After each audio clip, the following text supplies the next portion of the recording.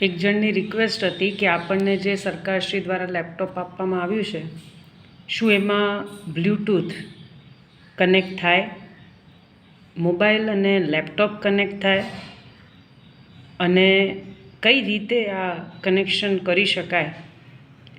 તો પ્રયત્ન કરું. જો આમ તો હું બેઝિકથી તમને સમજાવું.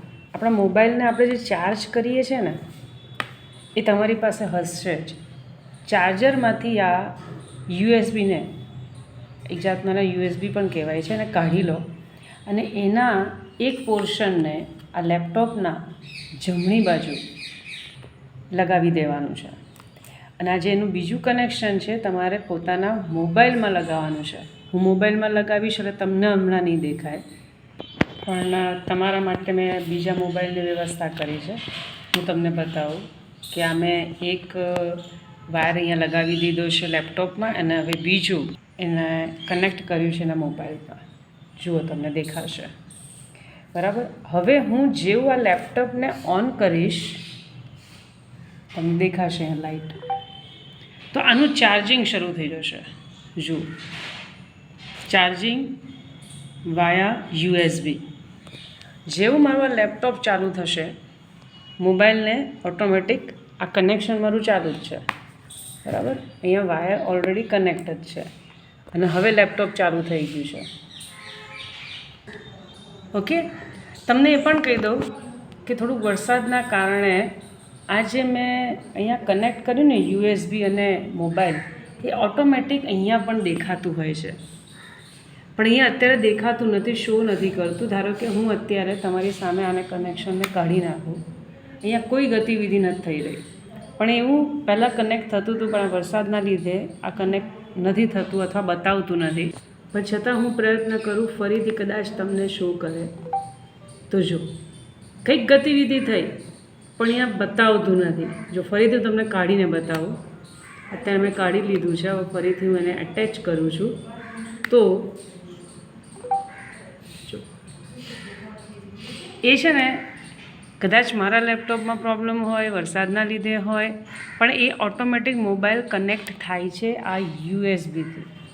હવે માની લો કે આ યુએસબી આપણી પાસે નથી, અને મને જે પ્રશ્ન હતો કે હું બ્લૂટૂથથી મોબાઈલને લેપટોપમાં કનેક્ટ કરી શકું, કારણ કે જે સીધું સ્માર્ટ ટીવીમાં દેખાય, તો હા, એ પણ કરી શકાય.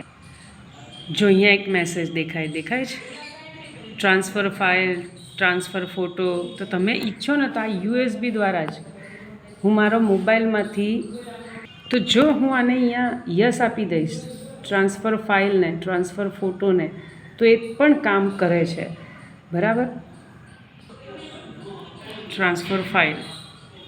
હવે આમાં તમને ફાઇલ મેનેજર દેખાતું હશે. ધારો કે હું અહીંયા કોઈ ફાઇલ છે એને ઓપન કરું,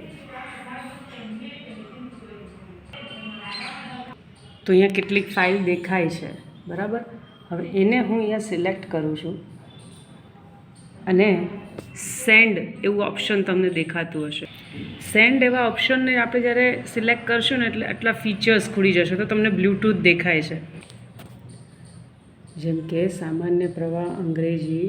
આ ઓપ્શનને મેં સિલેક્ટ કર્યું અને ઓપન થઈ ગયું. બરાબર. પણ આ સામાન્ય પ્રવાહની જે ફાઇલ છે, એને મારે હવે સેન્ડ કરવાની છે બ્લૂટૂથથી આની અંદર. તો જ્યારે હું આને આટલું આંગળી દબાઈ રાખવાની અને સિલેક્ટ કરવાનું, તો આમાં ઓપ્શન્સ આપશે. જો સેન્ડ, કટ, કોપી. બરાબર.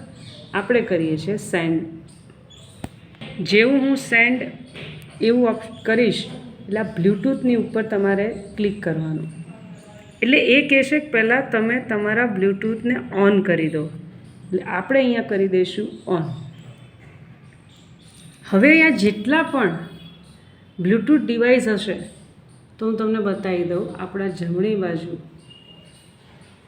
લેપટોપમાં તમારે કર્સરને લઈ જવાનું છે, અને અહીંયા જ્યારે તમે ઓપન કરશો, તમને અહીંયા બ્લૂટૂથ, તમારે જવાનું આ એરો ઉપર. એ શું કહે છે? તમારું બ્લૂટૂથ શું છે? ઓફ છે. આપણે એને શું કરીશું? ઓન કરીશું. મારું કનેક્ટ આની સાથે થશે. આ છે ને એ ઓલરેડી છે જ, એટલે હું જ્યારે આને કનેક્ટ કરીશ તો આ ડિવાઇસની સાથે કનેક્ટ થશે અને જે કંઈ પણ આની અંદરની ફાઇલ છે એ હું આરામથી આની અંદર ટ્રાન્સફર કરી શકીશ. અગેન તમારે જે કંઈ પણ ફાઇલને સેન્ડ કરવાની હોય એને તમે સેન્ડ જ્યારે પણ આપશો, જેવું આની અંદર સેન્ડ બટન આપ્યું, હું તમને બતાવું ઇન્ટરનલ સ્ટોરેજમાં હવે શો કરે છે. મેં તમને કીધું હતું ને વરસાદના કારણે નથી દેખાતું. ઇન્ટરનલ સ્ટોરેજ ઓટોમેટિક તમારા લેપટોપમાં, જો આ મારા મોબાઈલનું નામ છે ઓપ્પો A5s વાળું, એ ઓટોમેટિક આની અંદર ખુલી જાય છે. શેનાથી? આ જે વાયર આપણે USB જોઈન કર્યો છે એનાથી. જો તમને દેખાશે, મેં કીધું હતું ને આ વરસાદ છે અથવા વાતાવરણ છે, કોઈ કારણસર ન થાય, ઇલેક્ટ્રોનિક વસ્તુ છે તો ગભરાઈ નહીં જવાનું, મૂંઝાઈ નહીં જવાનું. હવે જો હું ખાલી આને ઓપન કરું ને તો મારા મોબાઈલનું બધું આવી જાય. પણ હું પણ એક શિક્ષક છું, એટલે હું મારી પ્રાઇવેટ વસ્તુ અંદર ઓપન થાય અને બધા જુએ એવું ન ઈચ્છું, એટલે હું આની અંદર ક્લિક નથી કરી રહી. પણ આ થઈ વાત USB દ્વારા, બરાબર. આ ઇન્ટરનલ સ્ટોરેજમાં હું જ્યારે ક્લિક કરીશ, જો મારા મોબાઈલના બધા ફીચર્સ ખુલી ગયા, પણ હું નહીં એને ઓપન કરું, મારી પણ અંદર પ્રાઇવેટ વસ્તુ હોઈ શકે. જેટલું પણ મારા મોબાઈલમાં છે, એટલે મારે બ્લૂટૂથ ઓન કરો, પછી મારા એક ફાઇલમાંથી બીજા ફાઇલમાં નાખો, એવું કંઈ કરવું નહીં પડે. મારા બધા અહીંયા ડોક્યુમેન્ટ છે, હું ડોક્યુમેન્ટ એને ઓપન કરીશ, અહીંયા અથવા ડાઉનલોડ કરેલા હોય છે. જે પણ કંઈ પણ મારા ઇમ્પોર્ટન્ટ આની અંદર વસ્તુ છે, બધું લેપટોપમાં ઓટોમેટિક હું ઈચ્છું તો કોપી પેસ્ટ પણ થઈ જાય. ધારો કે ડોક્યુમેન્ટ ખાલી આમ ટ્રાય કરું ખોલીને, આની અંદર મારી નથી વસ્તુ મેં રાખી, કદાચ ડાઉનલોડમાં મેં રાખેલું છે, તો ડાઉનલોડ જેટલી પણ મેં મારી ફાઇલ કરી હશે અને મને એમ થાય કે મારું આ આધાર કાર્ડ છે, મારે એને જ આખું કોપી પેસ્ટ કરીને કરી દેવું છે, તો પણ તમે કરી શકો. તમારા કોઈ પણ ડોક્યુમેન્ટને ડાયરેક્ટ, પાછું તમને એમ થાય કોપી પેસ્ટ કઈ રીતે કરવું, તો ખાલી એને કર્સર ત્યાં મૂકવાનું. કર્સર એટલે આ એરો છે ને, એને કર્સર કહેવાય. એને ખાલી અહીંયા જસ્ટ મૂકવાનું અને તમારી જે આંગળી છે, બરાબર, એ આંગળીને તમારે આ જે દેખાય ને જમણી બાજુ, અહીંયા ક્લિક કરશો ને એને રાઈટ ક્લિક કહેવાય. લેપટોપમાં રાઈટ ક્લિક અહીંયા છે, એ ક્લિક કરીએ ને એટલે રાઈટ ક્લિકના ઓપ્શન ખુલશે. અને જો હું એને કોપી કરું, તે કહે છે કે હક કે તમારે ક્યાં કોપી કરવું છે, તો તમે જે તે જગ્યાએ કોપી કરી શકો. મારી એવી સલાહ કે મોબાઈલને, કોઈ પણ આપણી જે અંગત વસ્તુ છે ને, એને સરકારશ્રી દ્વારા જે આપણને લેપટોપ આપ્યું છે ને, એમાં બને ત્યાં સુધી કોપી પેસ્ટ ડાયરેક્ટ નહીં કરવાનું. જરૂરી હોય એટલા ડોક્યુમેન્ટ, પેપર અથવા વિદ્યાર્થીઓને બતાવવાનું છે એ જ કરજો, કારણ કે એ આખું જ આપણું ડિવાઇસ અંદર કોપી પેસ્ટ થઈ જતું હોય છે.